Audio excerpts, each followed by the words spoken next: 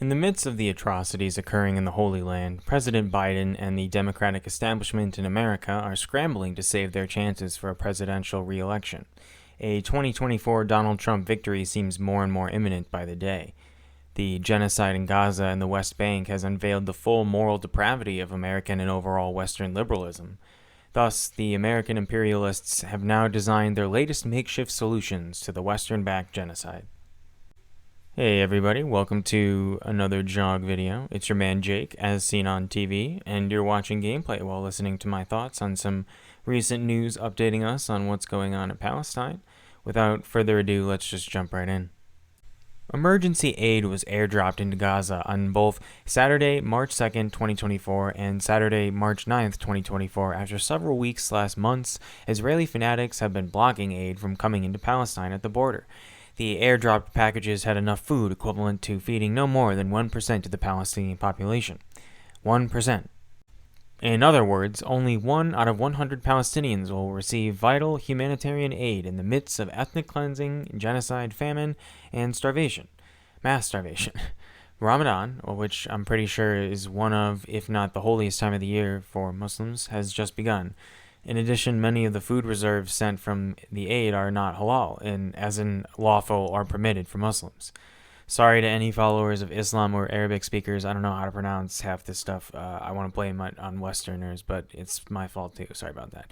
5 Palestinians were killed from the airdropping on Saturday, March 9th.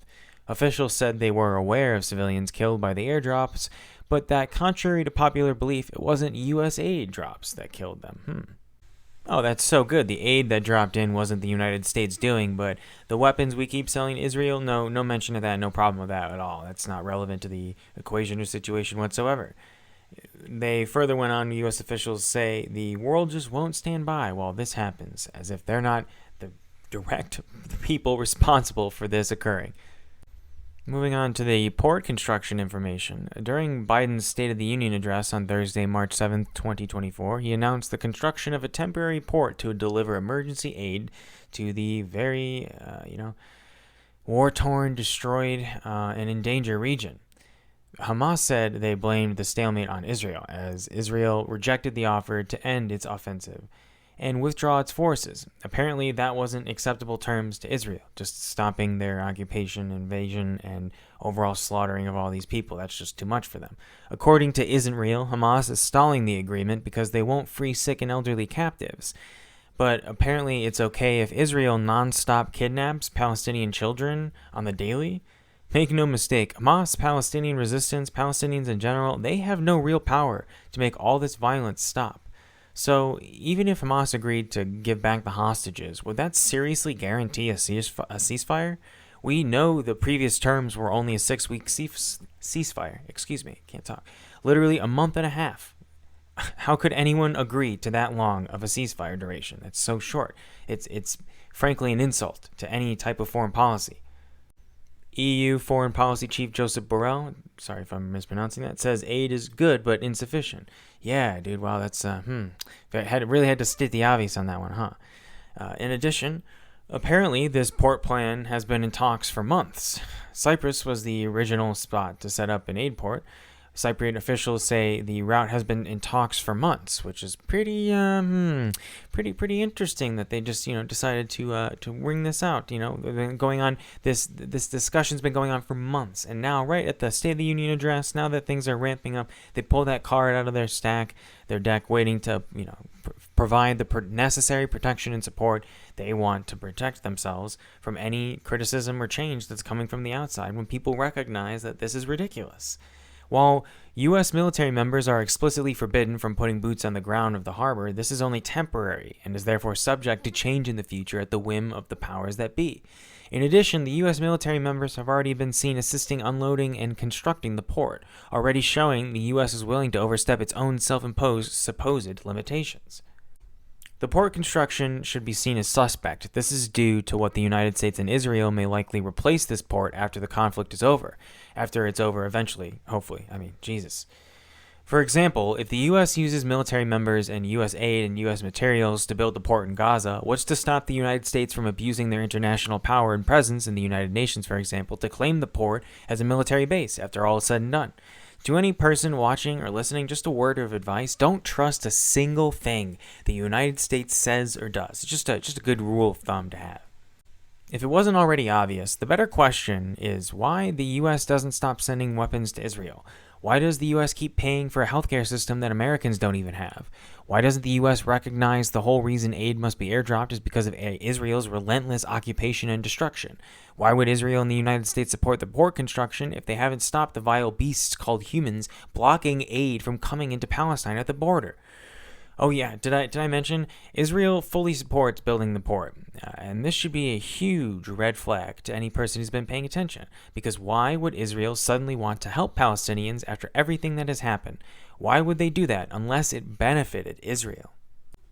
Israeli government has shown they are willing to bomb refugee camps, so why would this port be any different? Because the United States is monitoring the person funding the weapons and supporting them? Israel is willing to kill their own citizens in varying different contexts. Its education system teaches children Palestinians are animals and subhumans. So again, I ask, why would Israel just let this port supply aid to those they see as not worthy of existence? Western foreign policy and neoliberalism have now gone full mask off. It is unequivocally clear to any half-decent person the American Democrats and Republicans are all fascist imperialists. There is no going back from this.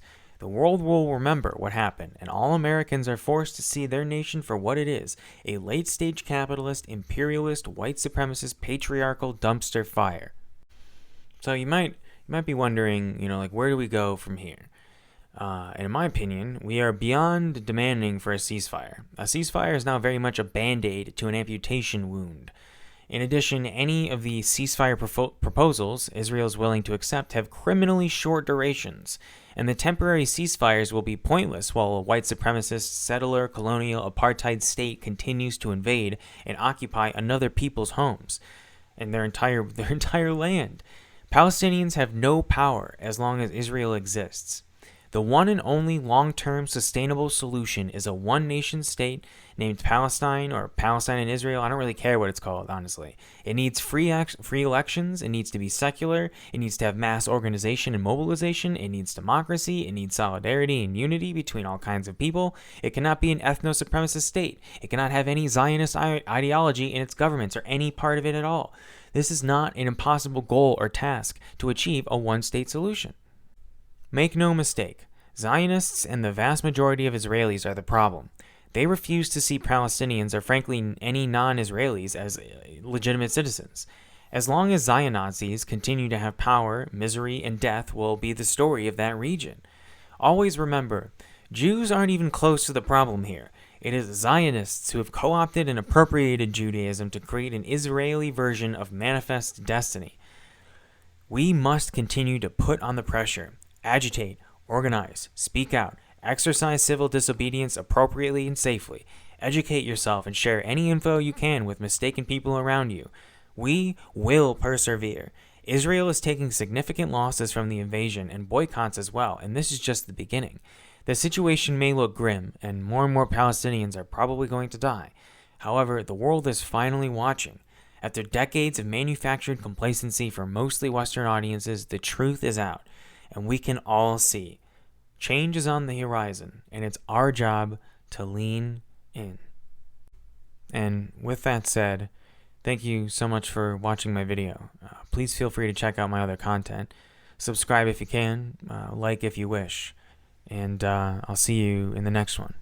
Peace, and thanks again.